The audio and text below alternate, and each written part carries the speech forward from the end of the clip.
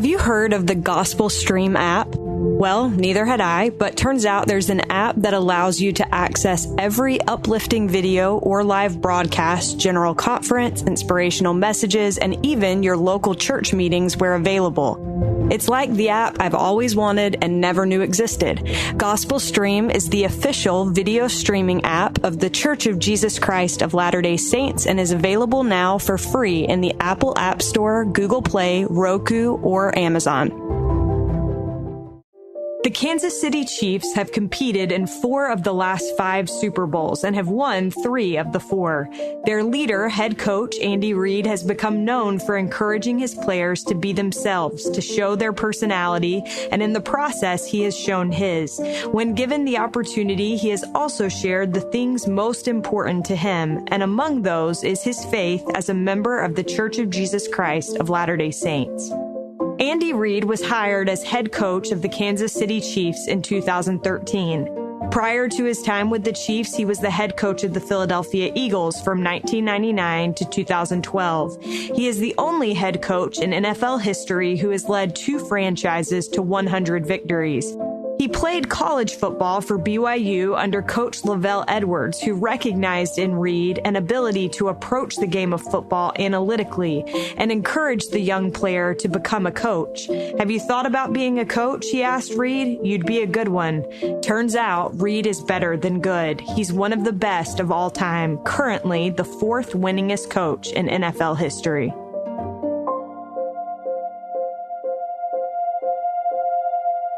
This is All In, an LDS Living podcast where we ask the question, what does it really mean to be all in the gospel of Jesus Christ? I'm Morgan Pearson, and I am honored to have Coach Andy Reid on the line with me today. Coach Reid, welcome. Thank you, Morgan, for having me. Well, I have wanted to interview you, Coach Reid, for a long time. I'm a bit of a sports junkie. Anybody that listens to this podcast will know that I get really excited anytime I get to interview anybody that has anything to do with sports. But I wanted to start out with kind of your experience in college at BYU. You've talked many times about the influence Coach LaVell Edwards had on you. You were obviously really young when you were coached by LaVell, but I wondered what have been the most lasting parts of him that have become a part of who you are. Yeah, Coach Edwards was a great influence in my life, especially in my football life. I always joke that he really liked my wife, Tammy, better than he did me. So he kind of helped me along so I'd be able to hang with her. But the thing he taught me was just the people part of it. Coach was a great X and O guy. He was really a defensive coach that was coaching on the offensive side of the ball and is known for that, the passing game. But he was so good with players and people. He had a calm demeanor, great sense of humor, but never came across that way until you had a chance to talk to him. He looked very stoic all the time. I've probably taken that part with me, just how to handle people in the best way from his teachings. He is without a doubt a legend, and I'm jealous. I feel like anytime you have an opportunity to be coached by someone like him, you're kind of changed forever. And my impression is that you definitely have inherited some of those traits, as I read some things that some of your players have said about you. Also, I found it interesting when you were at BYU, you simultaneously played on the football team and wrote articles about the football team for the Provo Daily Herald. And I thought it was interesting. One reporter said that because of this, you know how a story needs to be written. And then you said, my players, they'll probably tell you I'm a storyteller. My creativity comes out a little bit, whether calling plays or in the messages that I don't want to be stale or repeat. I wondered, Coach Reid, why is creativity and understanding what the story is important as you try to inspire your players? Yeah, I think life is a story in itself, and every part of it is a story. So as I get older, I probably tell too many stories to my guys, in particular in our position meetings. But you have all these great experiences, and some of them that you can share with people are good teaching tools. And so we all know we're here to teach. And I'm in that profession where I am teaching literally every day. And so a good story breaks up the monotony of the lesson. and I'll share things with the guys. And I think that helps guys maintain their focus on the subject that you're talking about. It gives them a good laugh at times to break up, again, the boredom of having to sit there and learn all new plays. And it ends up being a good tool, I think. Let me ask you this kind of as a follow-up to that, Coach Reid. I am curious, you coach like grown men.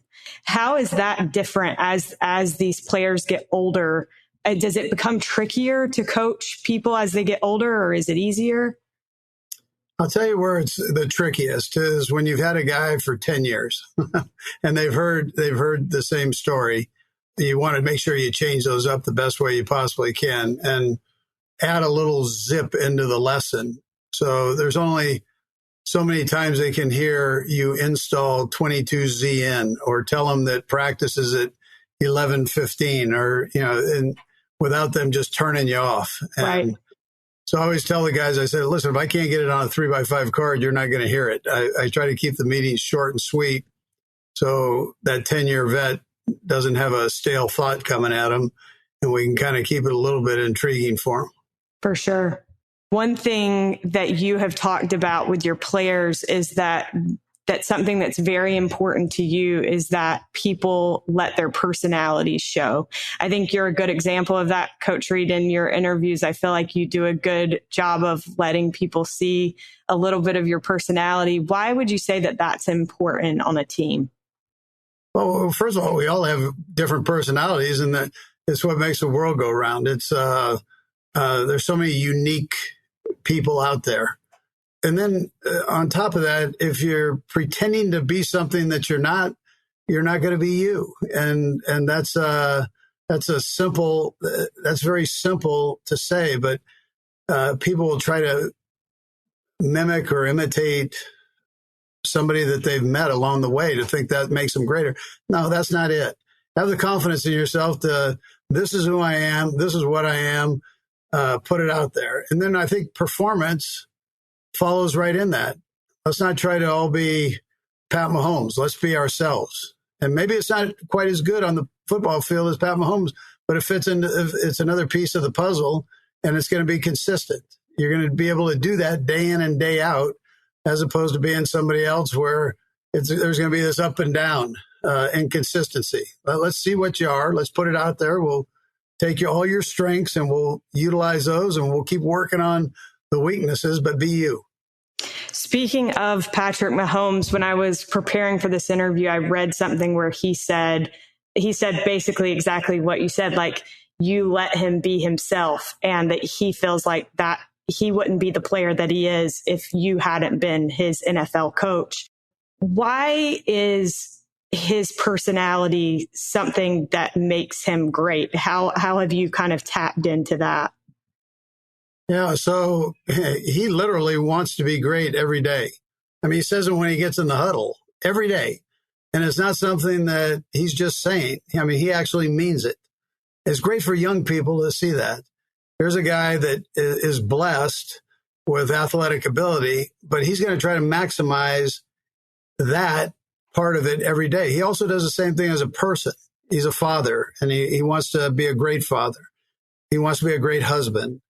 And so he's always searching those things out and trying to see what he can do better in the areas of that family and in football. So he's a pleasure to be around. You can give him something on the football field. Now, this sounds easy, but you can give him something on the football field in practice, and he'll actually try it in a live situation in a game. And so that tells you, as great as he is, he wants one more nugget to be greater than he already is. Coachable. And he trusts you. He's got a trust there in you. So it's a unique quality to have, but one that we can all take a little piece of into our lives there. Absolutely. I'm curious with guys like Patrick Mahomes and Travis Kelce that people are so familiar with. As you approach your coaching, which aspects of your approach to coaching are influenced by your faith? Sure. I think really everything is influenced by my faith. I mean, we set everything up here just like you have at church. So We're going to have personal meetings with the players, one-on-ones. We're going to have team meetings with the players. We're going to make sure you have meetings with the heads of the coaches. And I make sure that I have all of that outlined. I have a tight schedule for them. So when they're here, there's not a lot of wasted time for coaches or players. We get in, we get out, we learn, and we go forward. And then we try to live some of these principles as coaches and players. We try to live some of these once we leave the building. There's so many good things that happen here that I think the guys go out and they try their best to work things out. And then Tammy, my wife, is also involved. So she's kind of everybody's mother. And that leads another aspect to it. She's a great example to the coaches' wives, to the players' wives, to the players. She travels with our team on away games. And so they get that flavor and they get to see that I have a good relationship with my spouse and I trust her and all of those little things that you don't really have to talk about. They show up that way though. Yeah, I think anybody that's watched a game has noticed the way that you greet Tammy after the games. I'm curious, what is it about her that you feel like is an asset in your life, and why is it important to you to involve her so much in what you do? Yeah, she's the head coach of the head coach. She'll tell you that too. Now, she's got a great feel for it, and she enjoys it. She's got that kind of a personality where maybe I'm a little drier. She's very bubbly, and she's everybody's best friend. She gets out and makes people feel comfortable that way, and part of it, she unites, and that's a big thing. Yeah. I wanted to ask you this. I was talking to Carly Ellett, whose husband Porter is one of your assistants, and they've been on All In previously. And I was asking her, I was like, what do I need to make sure that I ask Coach Reid? And she mentioned that, being a coach in professional sports is not something that increases the success percentage wise of someone's marriage. And she said, the Reids have been through other things personally that also would impact the likelihood of long-term success in a marriage. And yet they have an incredibly strong marriage. And if you ask them, they'll tell you that it's the result of making the gospel a priority in their lives. Why would you say that has been of utmost importance for you and Tammy, and how has that blessed your life and your marriage?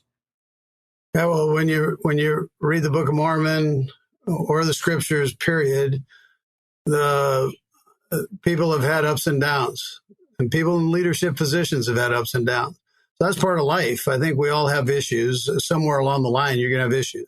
Some are greater than others, but you're going to have these hurdles that you've got to come over. And so we bank on our faith to get us through that. We've been blessed to have children and grandchildren, and we try to, the best we can, lead by example, but also leading by example means that you're following Christ's teachings. And, what a great example he was for us, all the trials and tribulations that he went through. Joseph Smith, the trials and tribulations that he went through. These are great examples for us. And then you just hang on to that iron rod, because that son of a gun can be difficult at times, but you hang on and you work your way through these things and bank on your faith, and then bank on your relationship with your spouse. And, that's what way are you going to take this? Are you going to take it with a heavy heart where you go into a shell and don't communicate? Or are you going to open things up, be sensitive to the person that you're married to, and then and be able to share in a Christ-like manner? And I think that's what's helped us through some of these things in life here. Carly has told me that you and Tammy have given her and Porter some really great advice over time. And I know that they aren't the only ones that are Latter-day Saints that are within your organization. You have Alex Whittingham and his wife, and the Bushmans within the organization. And I'm curious, when you are talking to them, especially because you have a shared faith, what are some of the most important things that you try to instill in them that maybe they'll be able to carry throughout their careers the way that you've carried the things that LaVell instilled in you? Yeah, you know, you can't do everything. So maybe the golf game is put aside for a few years. So the family faith in football takes up a lot of time. I mean, that's what's involved there. But make sure that family is first. Family and faith become ahead of football. And that's sometimes easier said than done, but let's not forget about those things. So if you've got even if you can't get to one of your kids' events, make sure they know that you're part of that. And so those little things, let's not forget about that part. As crazy as this world is that we're living in, this football world, as much time as it takes to do it, let's not forget about those other two things and kind of put those as priorities.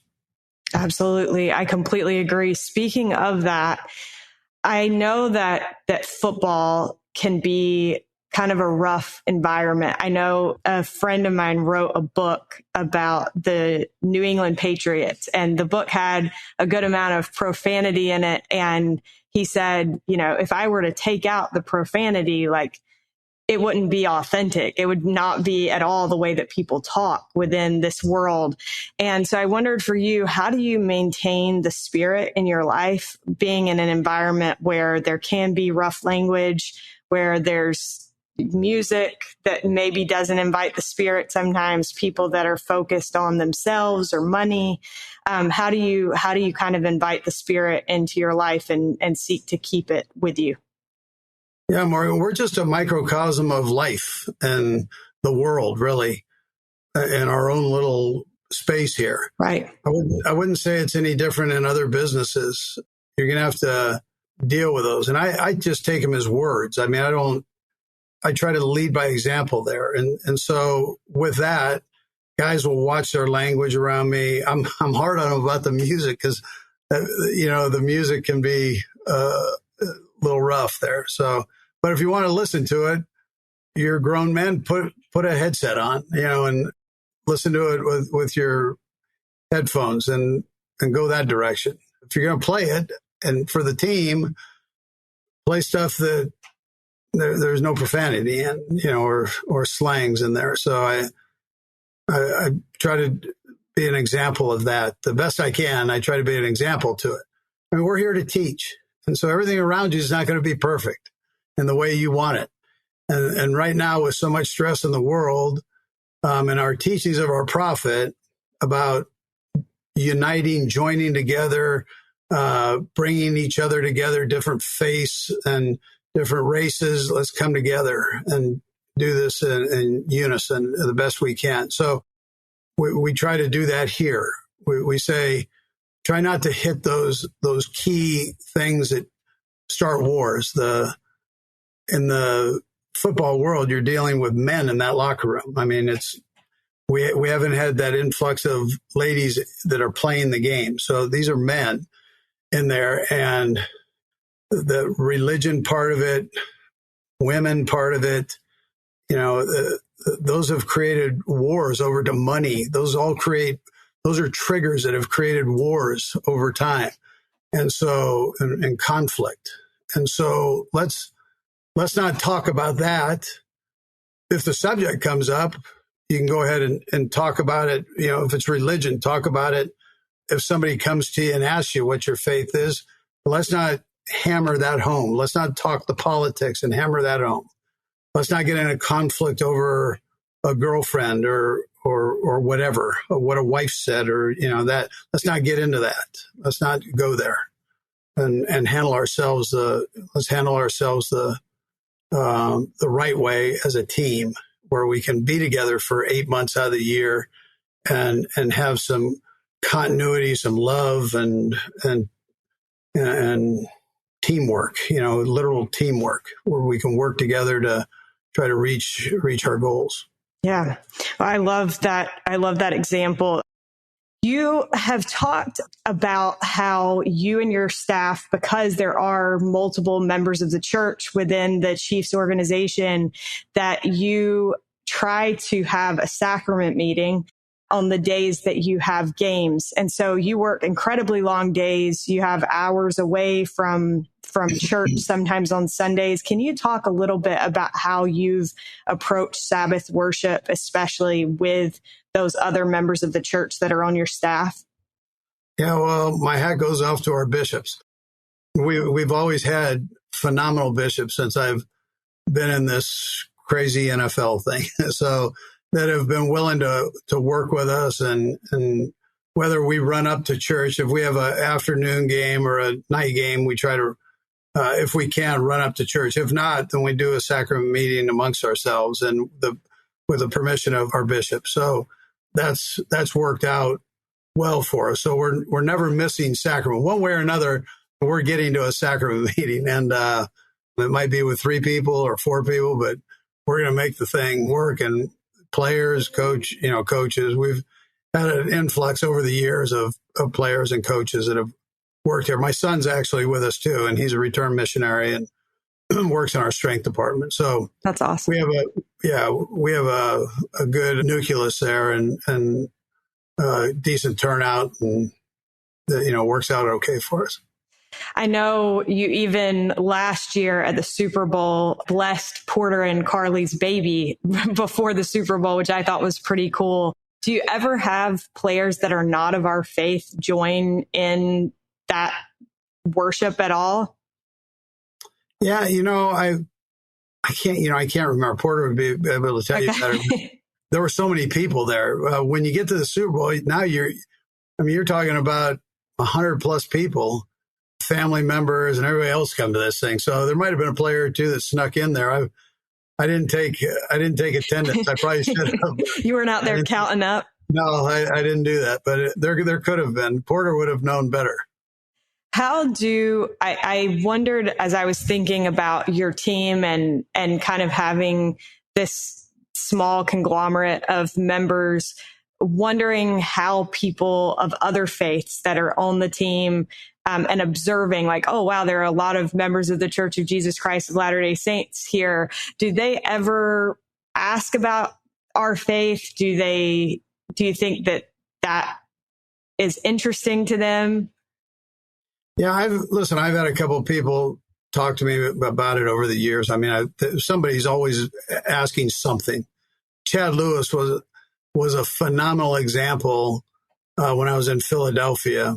Chad was my tight end. He was an all-pro tight end. And, he speaks fluent Mandarin. And so the guys have all these tattoos in Mandarin, and Chad would mess with them with the tattoos. Hey, what do you think that means? And then he'd show them that he could speak Chinese, and they go, oh, and he'd say, that doesn't really mean what you think it means. I mean, you might want to have that checked. But what it did, it allowed him into the mix.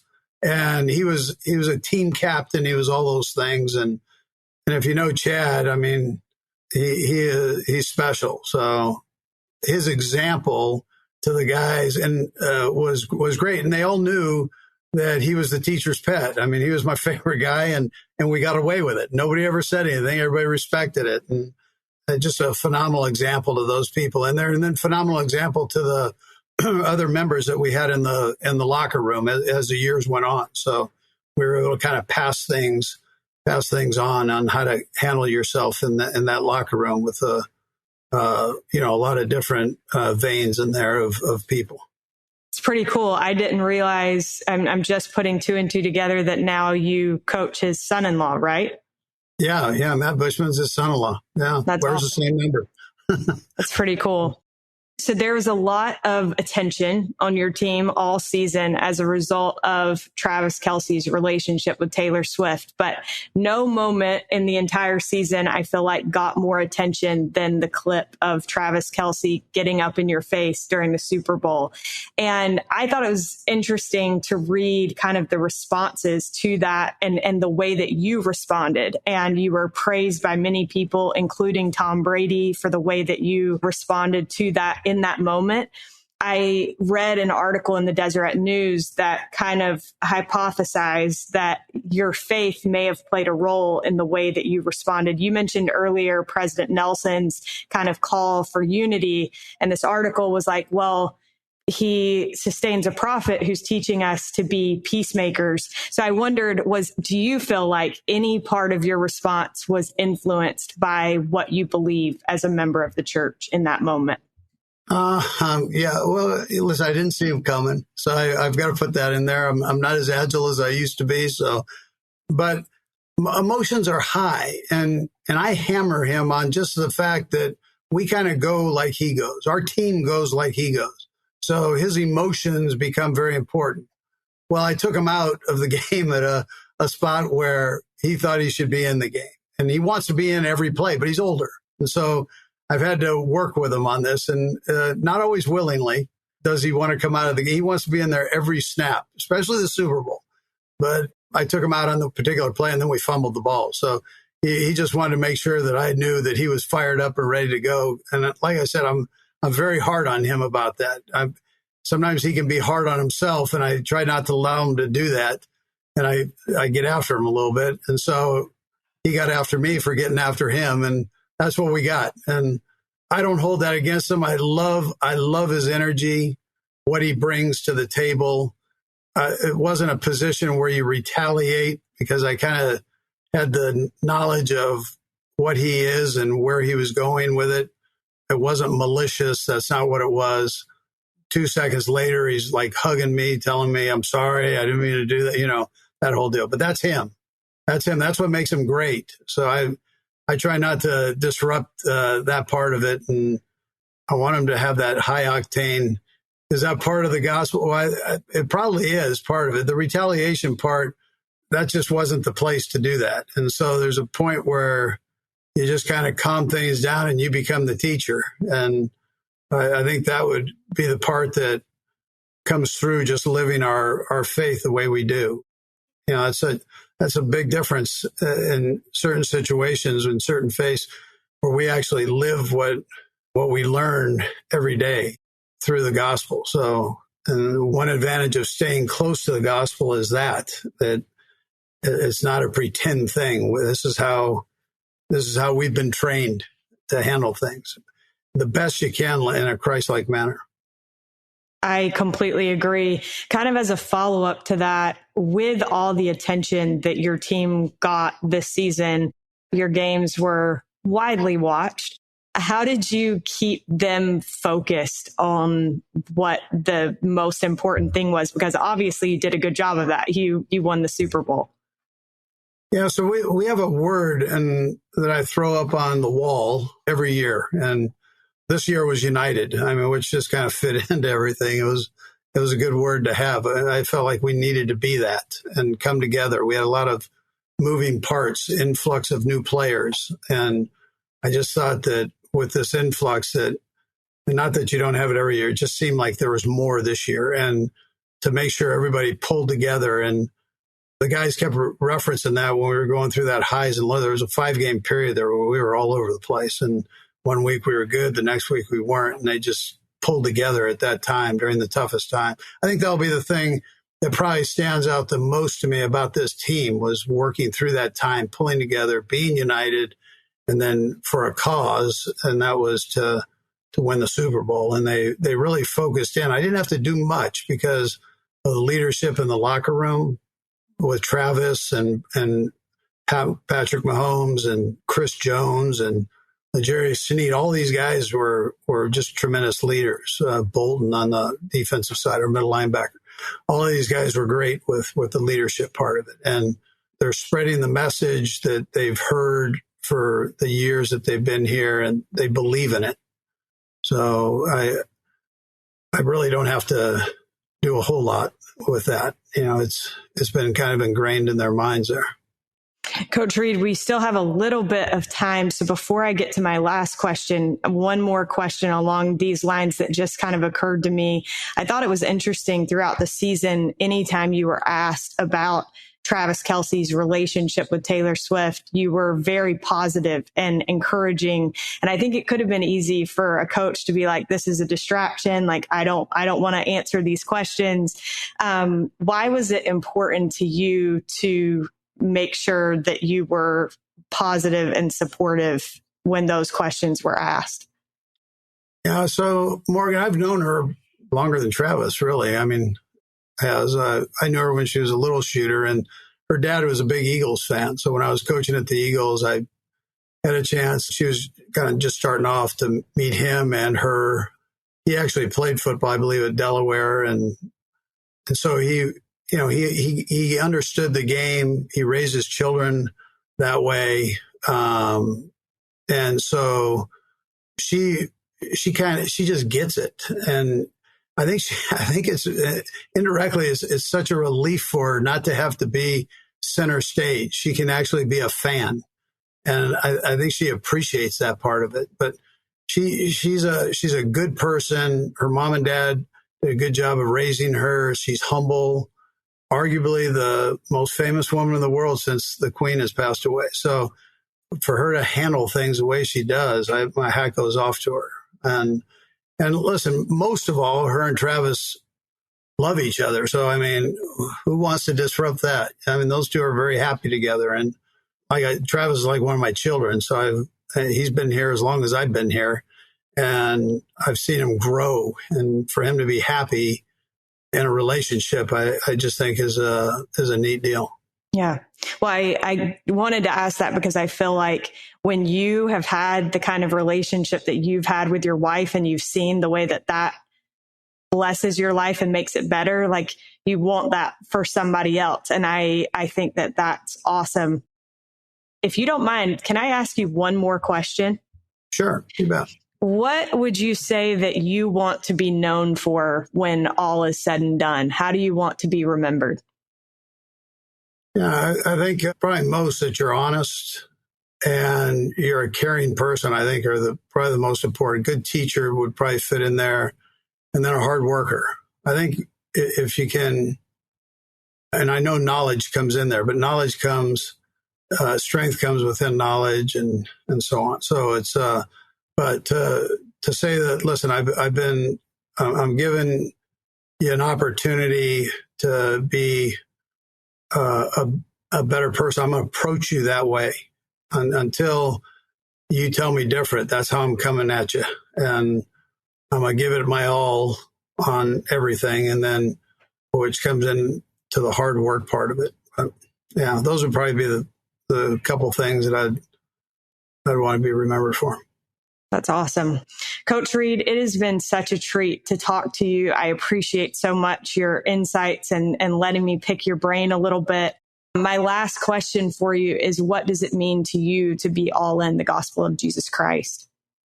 Yeah, well, I've probably already said it, but I mean, Morgan, what a great example Jesus Christ was for us and really still is. I mean, here we have a living prophet that's able to share these messages with us of guidance and encouragement. So we get to live this. We get to see it every day. There's a message. There's an example, something that we can follow if we just open up our hearts and, are willing. If we keep it simple to say our prayers and read our scriptures every day, things we've been taught since we were little shooters, and then those simple things can help guide us through most situations that you come through in life. And if you feel like they're not giving you the answers, you dig a little deeper, you're probably going to find the answer. And we've been blessed with that really game plan to get us through our earth life. And so I bank on that a lot.